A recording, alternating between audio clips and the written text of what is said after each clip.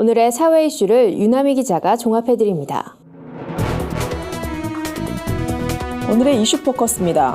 박근혜 전 대통령이 법정에 출석해 관련 혐의를 전면 부인한 가운데 계속해서 이어지는 공판에서 어떤 입장을 보일지 주목되고 있습니다.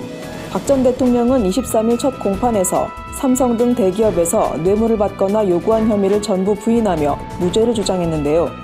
법정에 함께 출석한 최순실 씨도 혐의를 극구 부인하며 박 전 대통령과 공모한 사실이 없다고 주장했습니다. 두 사람은 오는 29일부터 매주 월요일과 화요일 삼성 뇌물 사건과 관련한 증인 신문을 받게 됩니다. 재판부는 박 전 대통령 사건과 최순실 씨의 뇌물 사건을 병합해 신속히 심리를 진행한다는 방침입니다.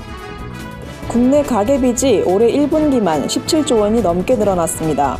특히 은행보다 이자 부담이 큰 저축은행, 상호금융, 새마을금고 등 제2금융권의 급증세가 이어지고 있습니다.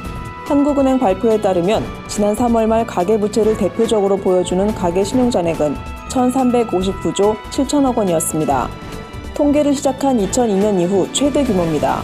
전문가들은 저신용자 또는 저소득층이 비싼 이자를 감수하고 저축은행 대출을 많이 찾은 것으로 보고 있습니다. 예금은행의 가계대출 잔액은 1조 원 정도 늘어난 데 비해 제2금융권 가계대출 잔액은 7조 4천억 증가한 것으로 나타났습니다.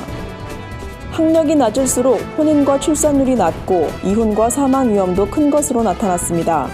특히 고졸 학력자는 출산율이 가장 낮고 이혼율은 가장 높은 것으로 조사됐습니다.